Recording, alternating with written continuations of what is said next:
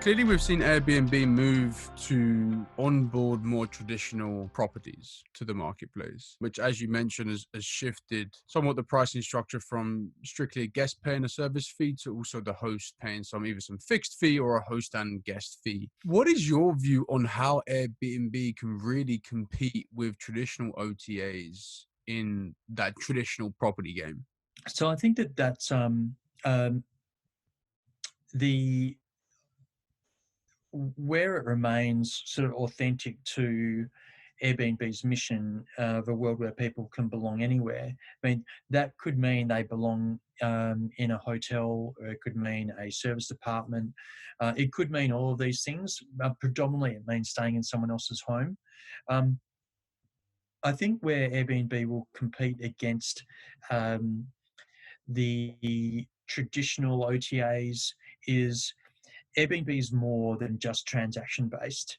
Um, I, I I recall conversations I've had with, say, GMs um, of 5-star hotels, and they that maybe have listed on the Airbnb platform, and you talk to them about what's different, and they say that Airbnb helps them remember what hospitality is actually all about. It means that they come out from behind the desk. They potentially the greet the guest in a way that's sort of different than, you know, coming up and checking in the traditional way or sitting down at a desk in some of the more market resorts. But they actually maybe show them to the room because it may have been outside their traditional booking system and whatnot.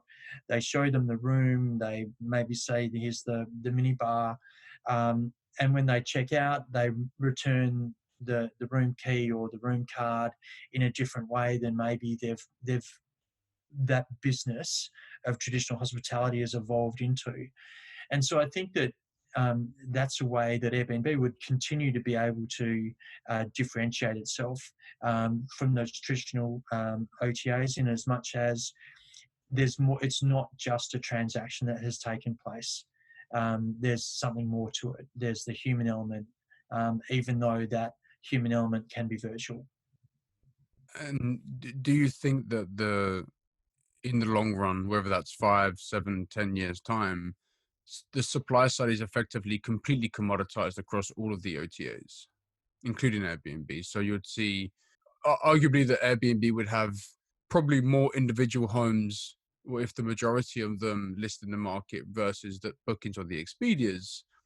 But also, Airbnb could onboard the independent hotels and the hotels that are on the OTAs and Expedia.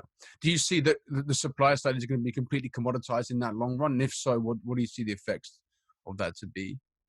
Um, I think that they'll. One of the things that um, guests are coming to Airbnb for is the the the genuine, authentic travel experience when they go to a place.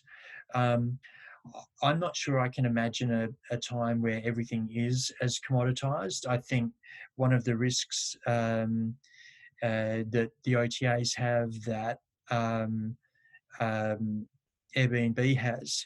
And one of the things I hear from hoteliers is they don't um, they don't like the OTAs. They feel like they're competing with them for their own inventory, and you see hotels and hotel chains and groups um, offering benefits if you book direct specifically with that hotel as opposed to going through a third party sort of OTA.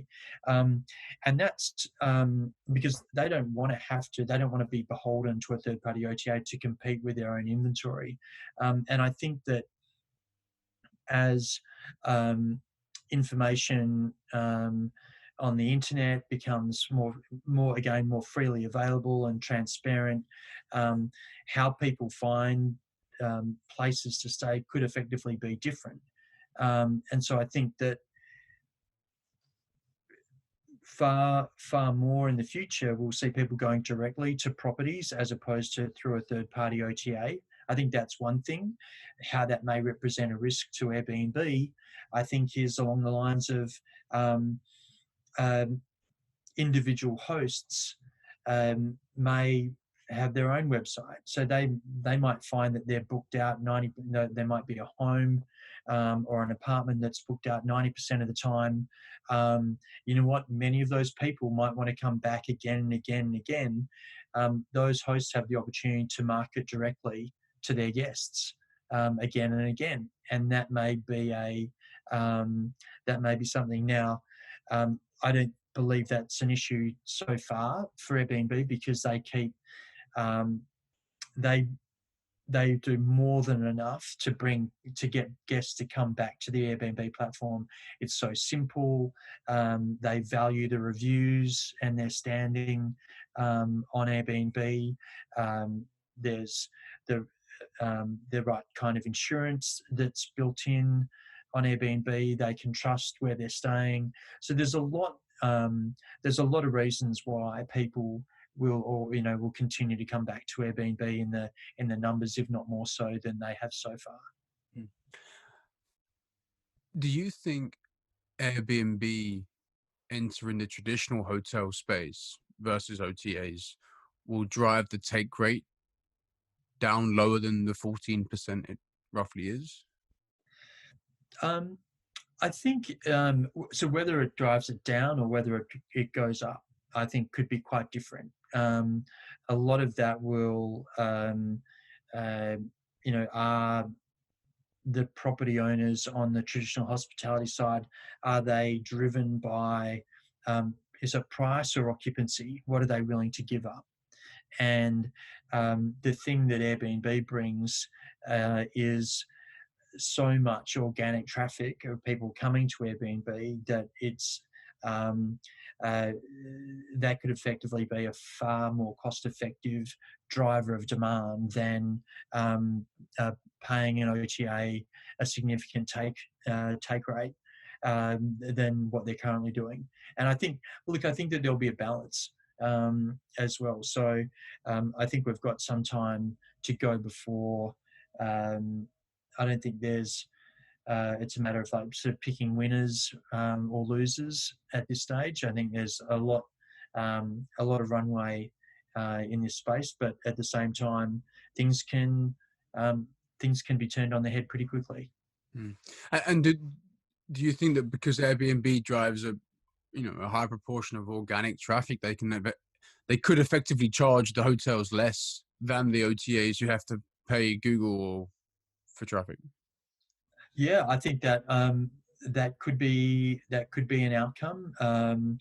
I think it's hard to say from the outside, sort of sitting here today, how Airbnb is necessarily thinking about that, given um, uh, their recent position that they've taken in terms of focusing more on their core business.